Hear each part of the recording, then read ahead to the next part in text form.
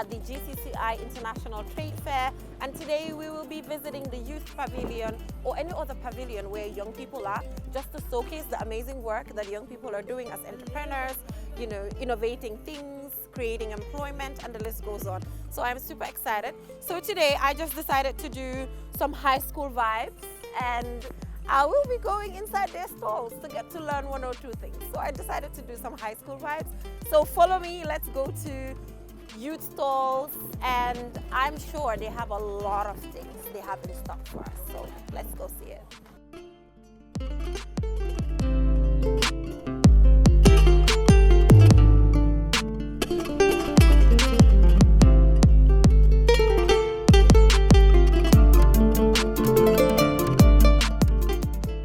So thank you so much for staying with us, and today, like I said in my introduction, we are at the GCCI Trade Fair, and every year during Trade Fair we'll be out and about to interview young people just to check some of the innovative stuff that they're doing at the level of the Trade Fair. And today I'm at MV's collection. Yes. Thank you so much for joining me and for willing to have this interview with me, because it was so random. I know. Wow. I know. Wow, and you look perfect. Thank you. You're guys. I know if I was an entrepreneur, I'll be very rough working, because I know in an office even how disorganized I can be. Perfect. Perfect. Yeah, so let's talk about your business journey. Recently, a lot of young people are into business. Yeah. Previously, everybody wanted to be in a bank. That's true. Everybody wanted to, be a journalist, be a doctor, be an engineer. Why over the years, gisna young people how they've embraced business. So your lana la dugal si business, nakanga dore your business. Man, actually, it's in my blood. Okay. Because I'm going to do because my mom did that business. Okay. My mom is into it. My dad is into it. Okay. So, because man personally, I didn't learn business. Okay. Musuma dem school janga business or anything.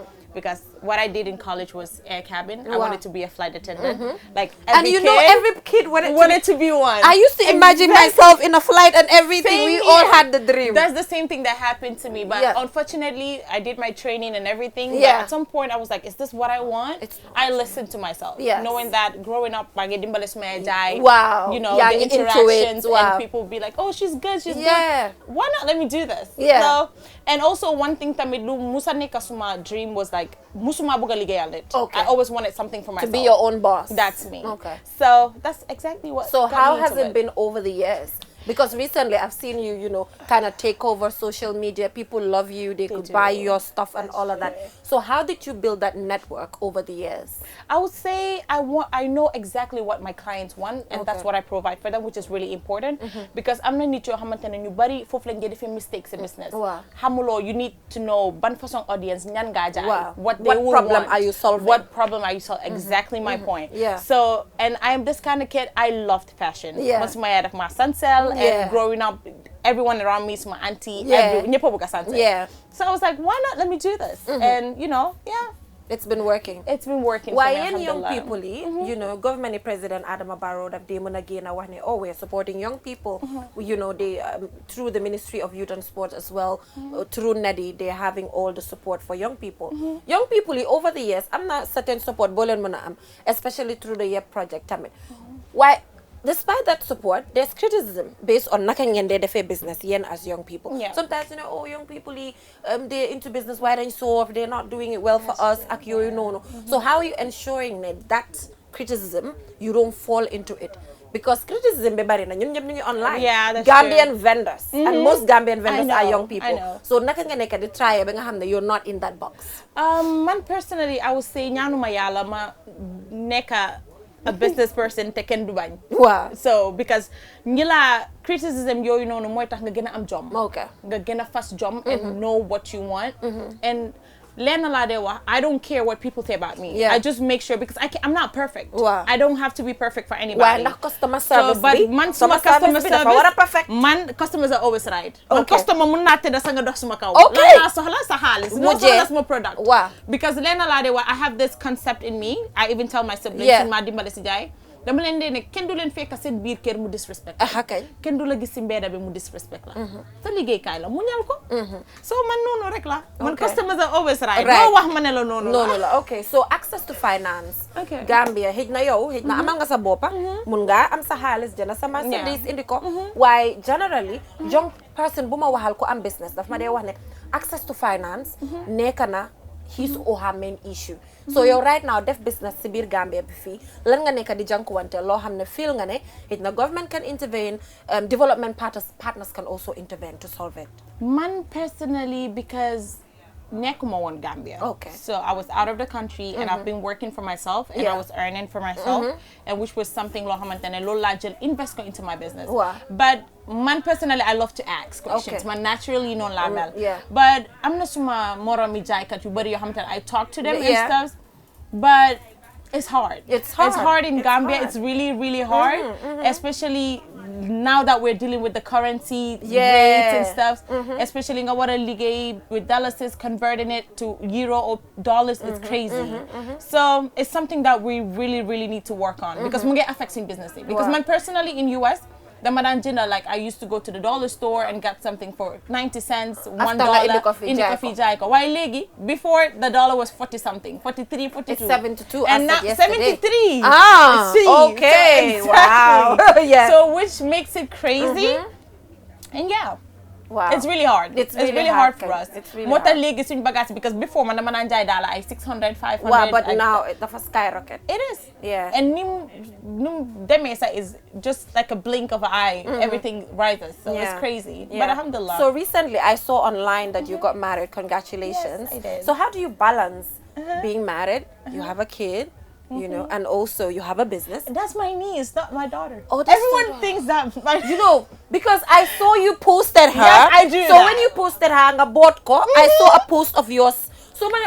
My sister. I was like, oh, that's she has a kid. It's just not yours. My sister gave birth to my niece. Okay. I call her my surrogate because I was the one who was in care of her for like when she was 3 months. Okay. So Malaham, she calls me mommy. Wow. And everything. So how did that happen? Daf la ko may? No, may mako del by force. Jël xale bi akapare ko dal. And léegi xale bi su ko oyee turam daf dee mer ne ko kii du sa yaay bay sa ma ko déedéet. Man maa ko jur. Su ma mag la, but I just love her and I'm obsessed with her. Yeah, because online, you know, I saw that. So I was like, dafa am doom. She's my daughter. I tell people suma doom la. Sa doom la. Okay, but how do you do the balance?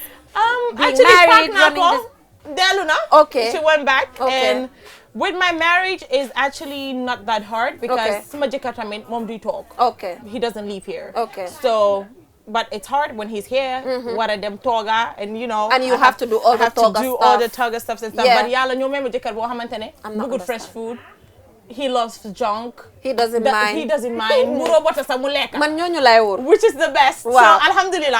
Koy jog guddi mu ne la defal ma mburo bota wala fry ma omelette. He does it himself. Okay, nice. Xam nga nit ku teel a tukki. Wow, you're exposed. Yeah, you don't mind. Boobu moom yàlla moom suma ñaan la ma nangul. Wow, so alhamdulillah. yeah, at least with that, you know, your business can go well, all of that. And he's someone koo xamante ne he motivates me because sometimes man dama tëdda tayal. Wow. Daf ma ne jóg nga dem liggéey yow customer yeah, that's, you know, especially for a young person doing business in the Gambia. He's so supportive of me. Supportive. He just needs to keep it up that way and mashallah. Yeah. So what is special about, you know, MV's collection? Because linga jai, a lot of other young entrepreneurs in Gambia ñu ko jai, but we still see that sense of attention coming on you, you know, with your business and your brand and everything. The reason why I'm asking this is because Youth Dialogue as a program, it's kind of mentorship for young people as well, who will get to listen to this and learn from the amazing work that you're doing. So what makes you stand out? I would say the first thing that I did was I make sure I build trust my customer. Okay. I make sure I invest into my quality. Munna in the same product at Gambia why so then take one cent bagas and text more post you will see the difference. Okay. Because they make sure I don't sit here and order stuff. Yeah. I get my flight tickets, I get my visas, I go myself, inspect everything, pack it myself into my container and send it to Gambia. Nice. So it's not like Nufi talk now online they be ordering stuff. It can be the same on the Snap and stuff. And one thing, Jay Nako and I will proudly say it. Yeah. musuma jël suma bagage with internet photos di ko post ne suma manufacturer man loolu jaaxal na ma de. I don't do that. I invested suma boutique bi. I wish you could come there. Wow. Dama def suma background. Def suma ring light. Jënd suma latest telephone. Wow. With the best Teg camera. ko wane ko nu mel. Wane ko nu mel nga jënd. parce que naxaate bi si yéen young entrepreneurs. dafa bari neexut xam nga man moom suma wax no, we need to say it. man suma waxee rek ñu aj ma saaga. You need to say it. ma ne ko man suma wax neexut. war nga ko but you guys. the gap boobu mu ngi fa. because ñu ne ok young people yi dañu war a provide platform Gambia. dañ bugg a liggéey waaye liggéey bi tam na ànda honesty. waaye tamit wax bi dem na ñëw na ñu bëri tam mun ngaa wax ne da nga bugg a liggéey waaye parewuloo pour liggéey. mooy wax bi. business dafa metti. business dafa metti. I love what I'm doing. man daanu naa several times di jógaat. waaw su doon xaalis bi moo fa dugal daanu naa benn yoon du ma dugal. doo dugaat kañ. kasaara am na si doo investor. waaw doo investor. waaye I love what I'm doing. I enjoy working. waaw I enjoy talking to customers. waaw te dem na ba nga xam ne ooyee nañ ma géwél li. waaw man na mu bëgg a ambiance. waaw noonu la war a mel man noonu laa mel. waaw waaye bagage tamit da ngaa make sure nga xam lan ngaa jaay man loo xamante ne du ma ko use du ma ko jaay. waaw loolu du jëfandikoo waaw. loolu is key. tey I'll show you this probably after. Wow. Naa la one message customer daf ma message mu ne ma ne xoolal bag bi I got it from you 3 years ago. and I still use it. wow that's a good thing. xam nga loolu man moo fier la si man. I am super proud of wow myself. that's great. because imaginal yeneen yi nag daf dee mun a am misunderstanding with customers duy ñaaka. waaw waaye man dama la dee wax su ma la jaayee sax dinaa xaar 2-3 days ma call la.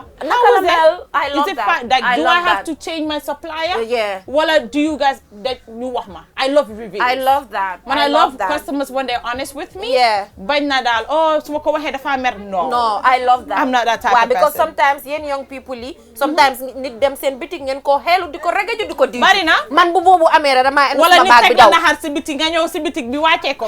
bari na. customer machine ñun suñ xaalis lañ am de. bari na. suñ xaalis lañ am de man rek la ñuy toog. waaw baax na daal rek la ñuy toog. but thank you so much You're for welcome. allowing me to have this conversation with you. Thank you. And we wish you good luck and hope that what are the future plans? Tell us before we go. You have a shop, but are you planning to do something bigger? I have something bigger working on it now. Okay. And do you want to soon, spill the beans here? No, garawul. ñu bàyyi. bàyyi suma toj lekket bi ñëpp taxaw rek ñu fekkee ko ma oola nga taxaw si. Okay, no problem. Inshallah. Okay. But I'm working on something bigger and better. Okay. For my customers because aw ma seen fay. They made me who I am today. Yeah. Dama dee wax gannaaw yàlla ak suñu borom bu ma saaka and who created me. Yeah. And my parents that have been supportive to me and my husband. My clients. Ba pare another thing balaa ñoo dem nga jógee another country. Where ñëpp foofu lañ dee dem to see greener pasture. I know. Bàyyi ko completely. ñëpp si Gambia. I mean, yow de ñu bari nañ la fay pour question boobu ma la tëddee. A lot of people be asking. Why Gambia? I love Gambia. I love Gambia. Okay. I love Gambia. When I say I love Gambia, how much because of my family that I have here. Wow. Gambia is a peaceful country. Okay. Over there is depressing. It's depressing. The family and I only go. Suma fa demee léegi. I don't stay for more than a week. Nga ñëwaat. Kenn du yëg dem naa ñëwaat naa ma ñëw toog di leen xool. Wow. Because of lan pour man I can make it here. Fula ak fayda ak jom rek la laajte. Wow. So if you have that, why not do it here? And I'm young. I'm only 23. Yeah. And a lot of people be seeing me sometimes be like, you're You feel 20. like you are older. No. I love my country. Liggéey naa fele am naa. Experience. Duma ñëw fii. Wow. Experience bi laa soxla di. Wow. I have my papers. So Yeah. I neexee dem ñëwaat. Wow. Why But would you I have love to go it sit here. there? Te foog nga ne mun nga fee tekkee. Te yaa ngi fee Man fii laay tekkee sax. Te yaa ngi Man fee fii laay tekkee. tekkee. Yaa ngi fee tekkee. Dëkk bi sampu laa fi def. Sampu nga def de. Waaw man Dama fi sampu. man sax dañ ma ko dee laaj sometimes dama oh Jeena ba waa xanaa Gambia I'm like fu ma dem. Fooy dem. Yeah. Fii Just nga go juddoo. come back. Go come back. Exactly. And then stay and then ñu bil ko. Dara daa. Ñun ñëpp suñ dawee dëkk bi du dox de. Du dox. Koo gis mu ne America. Ñun ñooy future bi. Ñun Dara ñooy du dox. future bi. Waaw mu jeex tak. I waaye like ñun what su I ma see. déggee nit ñi naan Gambia dara nekk fi dama la did you try something? Waaw. Because Do you sometimes know ay what you waxi kese la. want? Like do you know what you want? Because which is really important. Jay ñu bari xamul luñ bëgg a de. am na jigéen yoo xam ne wala I'm not saying some of them. Waaw. am na ñoo xam ne tey soo leen taxawale nga ne where do you see yourself in the next 2 years? Duñ They la ko mën a can't wax. tell you. Because Xamuñ. amuñ plan They buñ teg don't la. know what they want. And it's good sometimes to look at yourself and be like, okay, man lan laa bëggal suma boppa. Waaw. lan lay def. like lan man laalal fii mu daanu jógal. Nga try laal something feneen else. nga laal feneen. noonu la di. fula ak fayda ak jom rek. loolu rek la Kese. jom rek la laaj. Kese to rek. survive Gambia. Kese. Man I always tell people ñi nga xam ne Jeena ba dama bëgg a nekk journalist ma ne leen man liggéeyu ma benn liggéey de. That's true. Just the journalism cannot get your bills paid. It can. You always have to have a multiple income stream. That's true. To have the life that you deserve living in Gambia. You're right. So Joklendal, but you're truly an inspiration for leaving that and coming here to invest in your own country. I love my country. I love Gambia. You do. Wow. You do. Thank you so much. All right. Thank you so much. So viewers, let's head on to another stall, taking a look at what another young person is doing at the GCCI Trade Fair. Stay with us.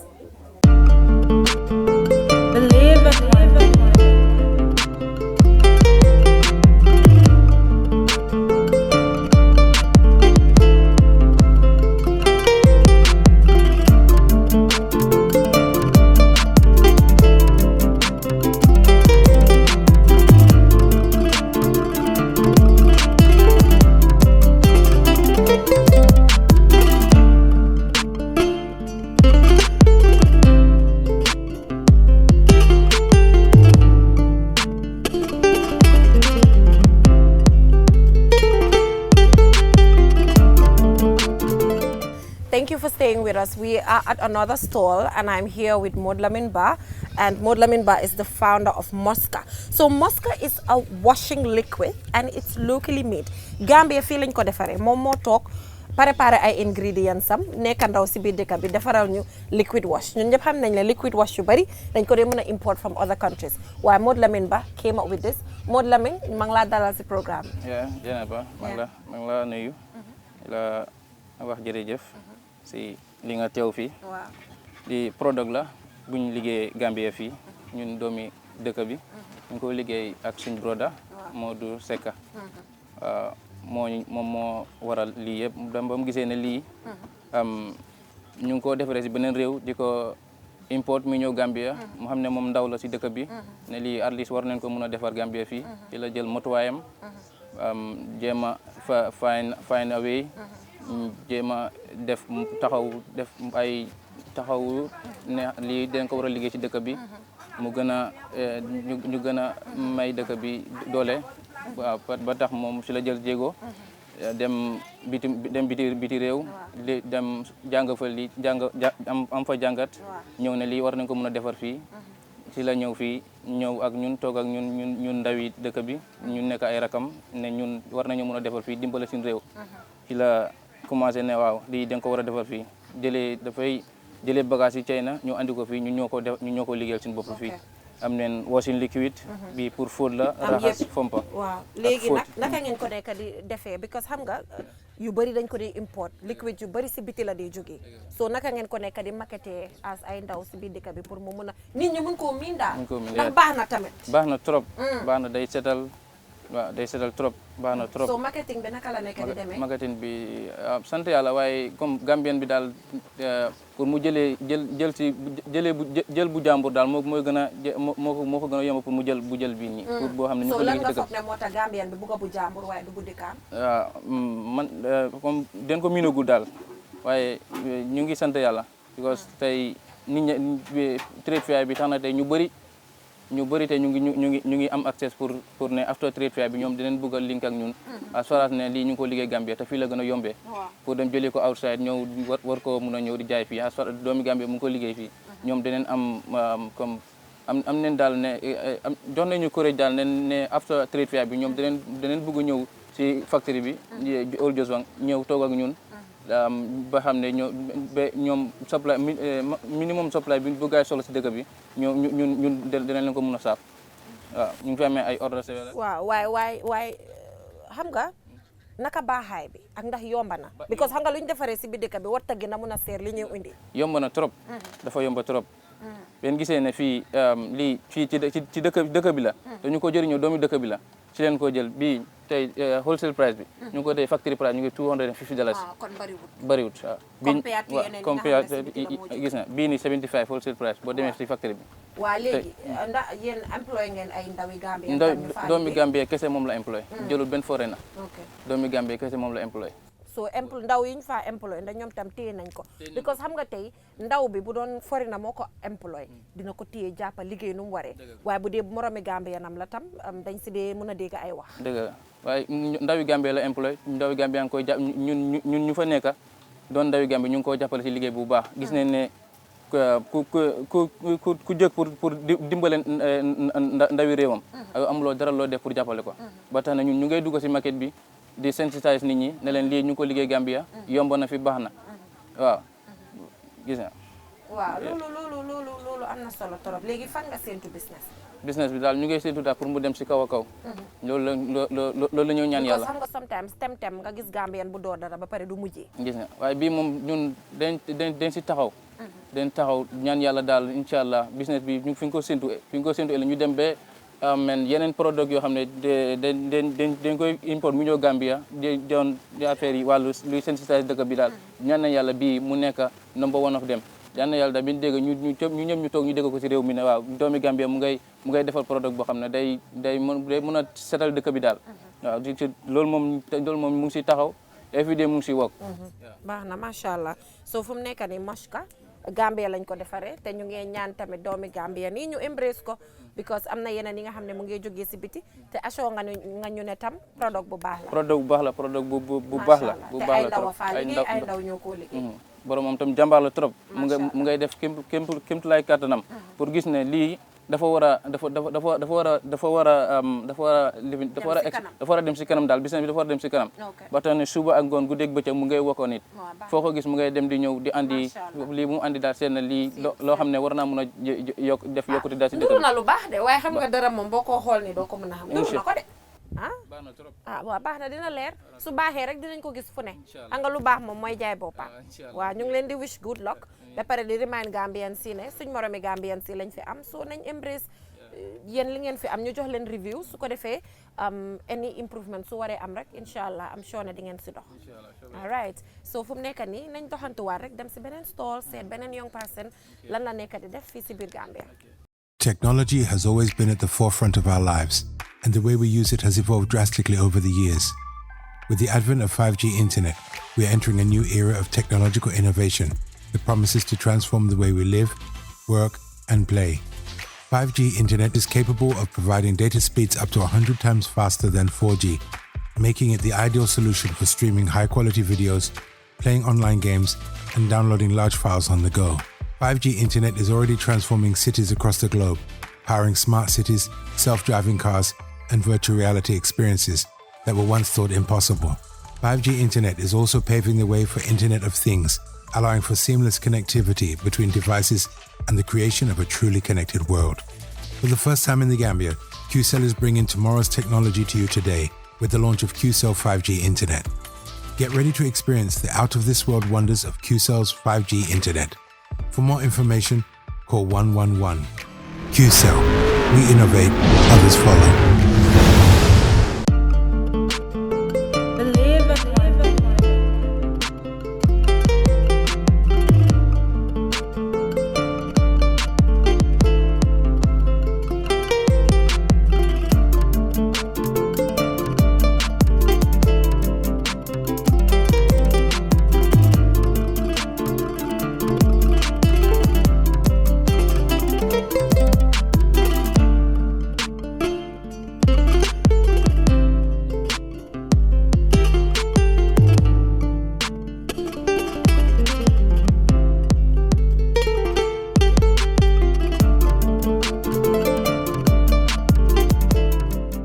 So right now I'm at Nako Enterprise and I'm here with Fatou Jallow. Yeah. Fatou, welcome to the program. Thank you so much, Janab, and I'm glad to be here. Yeah, and this is Fatou's first time being interviewed on television, and I'm super excited. Nako, I know it's a Mandinka word. What does it mean again? It derives from the Mandinka word, which means farm in English. Farming in English, Nako. So what do you guys do at Nako Enterprise? So at Nako Enterprise, basically, we produce organic compost, which is manure. Okay. Jambando in the local language, Mandinka. Okay. So how do you guys do this? So how we go on about the whole process is, first of all, we try gathering animal waste, okay, which entails cow dung, yeah, sheep waste, yeah, and then the waste of the yeah, hen too. Yeah. Yes. So in it also, aside from those also, we also include in it, we have dry leaves too. Okay, like other organic materials. Yes. So you know, do you think Gambians are embracing organic farming? Nope. They are not? With the looks of things, I think most of the farmers are more into the NPK than the organic. Why is that? Even though this is more organic, this is better. I think that is, in my own opinion, I think that can be as a result of the lack of sensitization. Oh, okay. So what are you doing as a business to ensure that people are aware, aside from even buying, but them just being aware that they can go organic?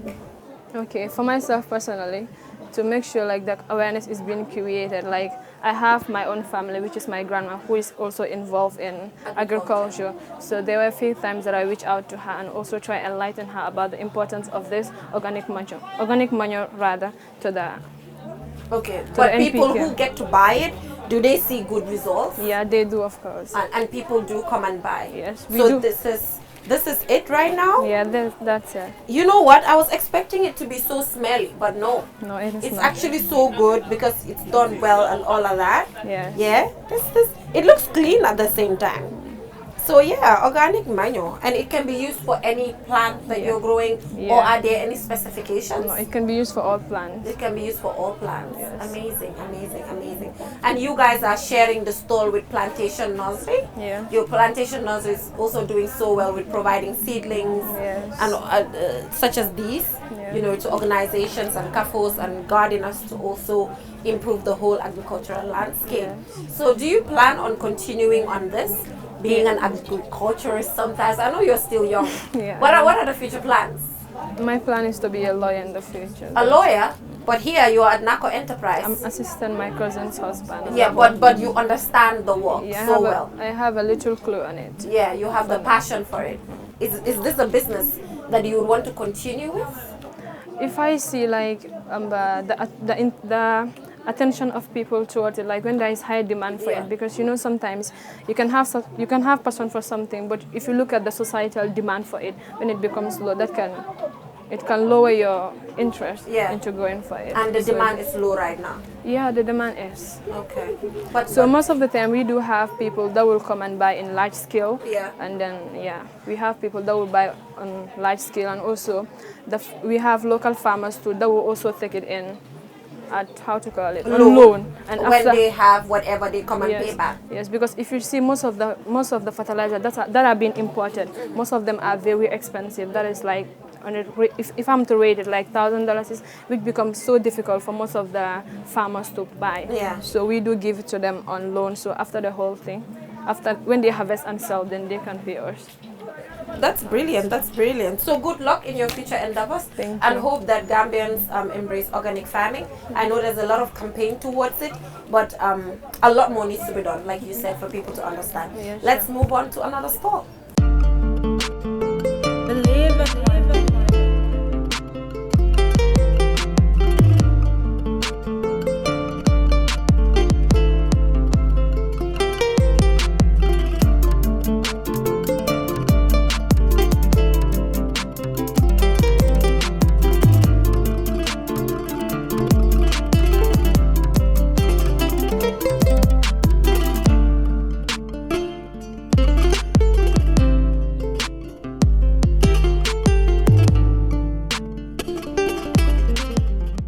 Thank you for staying with us. So now we're at Dija's All Natural. So this is an individual that I interviewed last trade fair, but I believe in following up on what young people do. And we're back here again. Dija, thank you so much for having me. You're most welcome, in your my stall, dear. and I love it. Dija's All Natural. If you know me, you know it's all natural. Indeed, indeed. So what has changed from the conversation we had last year to now?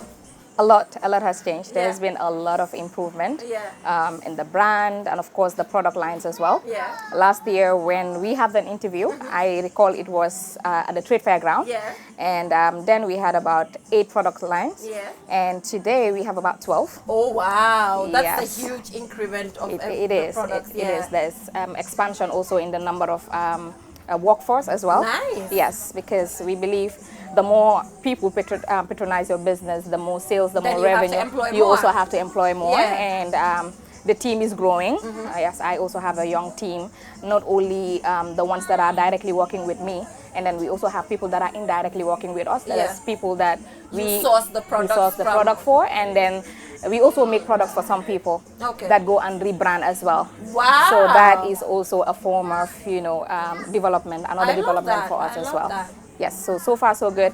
Brand has been... And I think you have a spa now. Yes, we do. We have a, yes. Aside from the cosmetic, we are also providing services. Yeah. Yes, beauty services, facials, pedicure, manicure, and hammam as well. That. Yes. So which is also doing very well. Okay. Yeah, we have a strong team. The ladies that work with us have been in the industry for so many years. Yeah. And myself, aside from the spa and also the cosmetic, if you know me, like I said the other time, I think Gambia now, we have to move away from mediocre. Yeah. I am always going out and above to ensure that improve your products. to improve my products, because to I learn saw you about went new to things. Morocco, Yes, I've so went I'm to, sure that was yes, for the hammam. Exactly. Yeah. I've gone to Morocco, I've gone to Senegal, Yeah. to learn about new things and of course to come back to my country and improve what we are doing. So are you still having your full-time job? Yes, I'm still having my full-time And you're job. running this? Yes. Isn't that crazy? How do you do it? It's not any easy, but I think it's just the resilience. Yeah. And of course, the passion for what you do. Yeah. For me, 9 to 5 is not just for everyone. 9 to 5 wouldn't get us where we want to go to. So Tell me about it. Of course, this country is ours. Now, when you look at other countries, when you look at the young workforce, they are the ones that are moving the economy. Yeah. And they don't have 4 legs. We are the same people with the same brains. Yeah. If they are doing it, we should be able to do it. Right. So it's just a matter of being creative, a matter of being ready to pursue, to be driven by purpose. Yeah. And this is what DJ's All Natural is all about. Yeah. For me, it's about the impact. When I retire today, what have I done for my country? What have I done for the young people? I love so that is what it is for me, and it's the reason why we are cutting down on a lot of enjoyment and everything else, and focusing on the work, on what we are doing that. today. I love that. So the time we age, Yeah. we can say that okay, now it's time for me to also I love that. This is amazing, and the improvement is massive.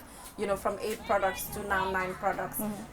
Yen mi nga xamne yena nek ci cosmetic business bi, it's increasing. Yes. Day by day. Why every day suma duggé TikTok ma gis ñuy hair. So do you guys plan pour ngeen am sort of an association bo xamne yen ñep ay ndaw ngeen bokk ci ben association bobu ngeen mëna collaborate to grow. Platform bu ma dem dama dé content suñu andé topic bi ni. Wow. te mun naa ne there are a lot of associations yoo xam ne jigéen yaa ngi fa right now. Wow. boo xam ne fo naa am nañ association of formulators in the Gambia. But then the thing is, everyone is not coming forward to be part of this association. Te li waral loolu noonu, I don't know, some people will just say, sit there and say mbootaay jigéen, but yet the same people that are saying mbootaay jigéen su issue amee on TikTok, those are the people that you see on the comment section. Di wax. So for me, it's the impact. Dégg la mbootaay jigéen métti na, waaye soo leen tegee ay sarta teg ay loi dina mun a dox. Dina jël time nag, mbootaay bu nekk dina am problème. Waaw yéen sa lu tax jaaykati diw yi ay ndaw ngeen waaye jubóowu leen Gambia. Foo dem gis ko ubbi TikTok am di wax. Waaw fanaa ndax dëkk bi dana dem nga ne da nga bëgg a impact sa dëkk. waaye dëkk bi mën a demee ni ngeen koo doxalee. Man li ma wax mooy foog naa this show of maa mun maa ëpp doole war nañ koo mën a seetaat bu baax. Because man pour man maa mun maa ëpp doole du ñu xëy rek gis la nga dugg ak leen wàcca du xëy rek ñu gis la nga ubbi sa boutique bu mag. ubbi nga sa boutique bu mag but then yaa ngi fa are you paying your taxes? ñaata nit nga employ xam nga yooyu yëpp dafa am solo. waaw because in entrepreneurship ndax yéen sax dañ day expose ñii to entrepreneurship training. Si the formal training man dem naa 6 months entrepreneurship training. waaw at the Empretech. waaw. xam naa ñeneen ak ñeneen young entrepreneurs yoo xam ne jaar nañ through those training. waaw métti na because fii nii Gambia nit ki dafa jóg rek ne ok gis ne Dija mu ngi def leen di sanga mu ngi def leen xaaral ma that's okay man loolu du problème waaye man dama dee wax ne understandal sa niche. nit ki si loo mun ci duga lii moo tax ñu utee ak people our neighboring country here Sénégal nit ki si lu moo mun ci duga dafa make sure ne at least mu am si benn xarañte boo xam ne dina ci duggee dina dox waaye ñun benn fan bi rek la ñoo gis ñu dugga si mbir mi boole si ak coow ak xadar boo xam ne mënuloo ko understand. TikTok bi is a platform for everybody waaye nañ xool nit ñi other countries naka lañ nekkee di use TikTok bi ñu ngi ko use di impact so many lives ñu ngi ko use ñeneen yaa ngi ko use def ko ay platform yoo xam ne they come and give advices some people come and give even therapy ñeneen ni da nga ñëw ñu xool islam ñeneen ni yang si diine bi and all that waaye man comme noo ko waxee lu ma jaaxal su liyee rek soo ubbee rek gis kii yaa ngi saaga kii yaa ngi dëkk bi yéen ndaw yi yéen a ne man li ma dee wax mooy right now yaa ngi ñëw yaa ngi ma fekka maa ngi dendoo ak suma benn naataango li ma jaay ak li moo jaay dafa utee but for 3 consecutive years now maak moom ñooy dendoo store and there's a reason for that moom dafa jaay diwi lightening and brightening products but then dafa am clients yoo xam ne dañoo bëgg natural products dina leen ne kaay leen dafa ñëw mu refer those clients to me and sell my products dama nekk suma boutique she calls me for karité and other things I send them to her she sells my products now li ma wax mooy is by choice last time when I invited to TV I told you the same thing I have friends who are selling lightening products comme moom it goes against the ethics and the principles of what I am advocating. And what you believe in. And what I believe in. But notwithstanding, they are not my enemies. Okay. Gis nga, ku ñëw fii nii nga ñëw with the choice of wanting to lighten or brighten your skin nga laaj ma product boo xam ne aw ma ko I wouldn't just tell you ne okay aw ma ko ma bàyyi la nga dem if I know somebody I say okay I don't sell lightening products but if this is a choice of yours dinaa la njëkk a introduce al sama products yi ma ne la okay am naa lii this is what it would do to your skin ak yooyu noonu foguloo nga buy aside lightening and do that I try to bring you towards xam nga ma ne la okay ñëw defal lii but su fekkee ne you've already made up your mind you want to go in for lightening products I say okay let me refer you to this person go there and get your products so it does not mean that me and that person have to be enemies understand nga we cannot be enemies ñun soo gisee we are not going forward is because we don't have that cohesion between us nekkuñ di juboo nekkuñ di waxtaan so da ngaa gis ne ku nekk fi nga em foofu nga em rek you wouldn't like if you want to move fast collaboration is key you move alone but if you want to move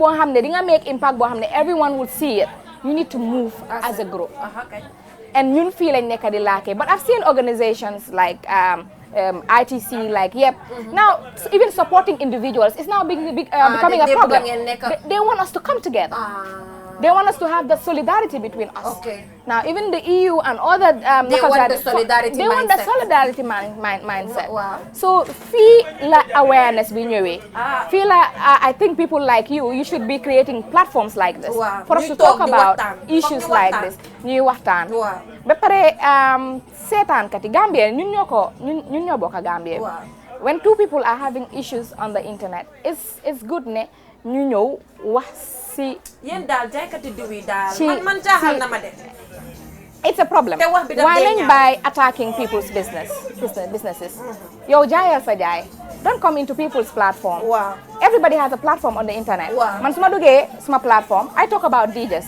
awma interest yi wax about another business no I don't do that te man personally I do referrals somebody might come to me and ñëw laajte ma beneen brand I refer you dama téye sa loxo yóbbu la ba foofu suma fa xamee man dem yóbbu la fa so this is what I expect ne ñun business lii founder yi loolu lañ war di def but not fighting amongst ourselves right so I think lii du nekk waxtaan boo xam ne xëj na fi but it's high time authorities yi tamit ñoo xam ne ñun ñoo seetaan ñoom tamit ñuy génna di waxtaan ak ñun understand nga ñu andil ñu a level playing ground boo xam ne ñun ñëpp dinañ mun a bokka ñu jaay aar bi dafa yaatu ku nekk sa wërsëg di nga ko am so nanka la rek for me dina dem inshallah jërëjëf si li ñu join fii ci programme bi yow moom mashallah professional and doing well so hopefully next trade fair balaa ñoo ñëw nga ubbi complexe bu mag loolu yaakaar nañ ko loolu lañ bëgg a sax dina am inshallah so let's head on to another store we will be right back to stay with us thank you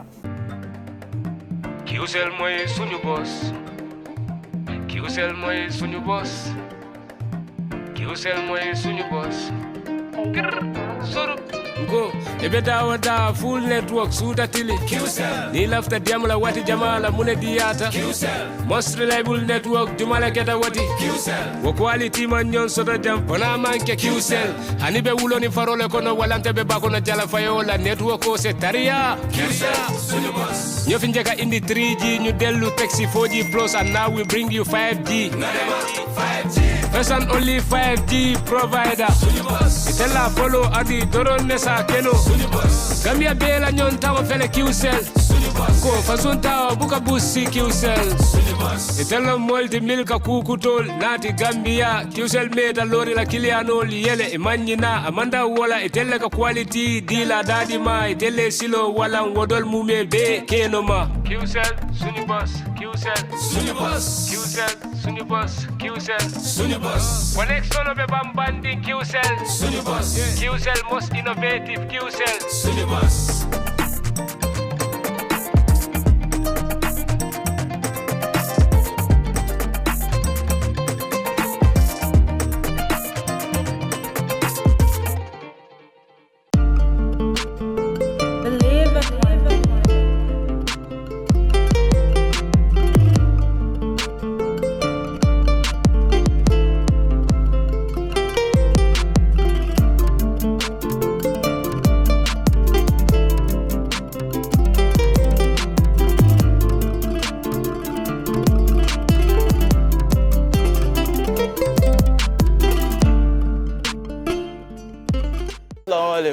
Gambia. I'm Daud Jame from Banjul, and this is like, he's like my boss, and yeah, we are like 3 in this shop, but right now our brother, Sticky, he is not around. Yeah, but we are both like young Gambians trying to make it out, you know, and then alhamdulillah, yàlla mu ñu jox loo xamante ne comme ñu ngi ko mën a suturee suñu boppa xam nga ngi ew di ñëw fii nii di dóor waar at the end of the day nga am loo xamante ne mën nga ko use pour suturee ko sa boppa. So it's just like a message to my fellow youngsters balaa toog noonu rek comme xam nga like téye nii sa loxo bi oncle bi auntie bi koto bi yooyu noonu let's just come up xam nga lu mu munti nekk rek whatever it is fiita bi anything ba xam nga as far as it pays alhamdulillah it's better than comme joxe sa loxo bi dem bi ku nekk di leen wax sa soxla waaye duñ ko mën a faj comme daal all I'm trying to say is I'm barbing, so you can be whatever you want to be, just put the pressure on it rek inshallah yàlla dinañu may luñ bëgg. Thank you very much.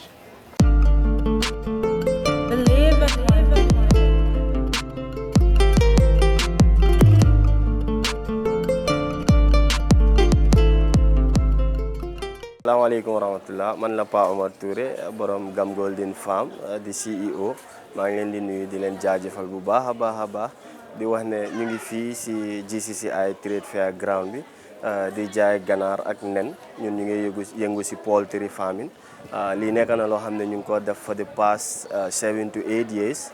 ñu ngi encourage young people like me, we are very young, to venture in the business. It's a lucrative business boo xam ne mun na laa jural koom-koom bu baax a baax di wax ne Gambia métti na ñaaw soo duggee si business yu mel nii mun nga si gis sa boppa di wax ne lii dafa nekk loo xam ne soo amee passion bi pour def ko mu nekk loo xam ne am na njëriñ bari na njëriñ. So Gambia agriculture nekk na secteur boo xam ne mun naa indil koom-koom ñu bari. Soo gisee ñun ñu yëngu si lii for the past 7-8 years koom-koom buñ si nekk di gis ak yokkute buñ si nekk di gis moo tax ñuy pousse di dem di si ñaax ndaw ñu mel ni man ñoo xam ne de 30 au below ñu jëm si duga te xam ne njëriñ rek la ñoo jural.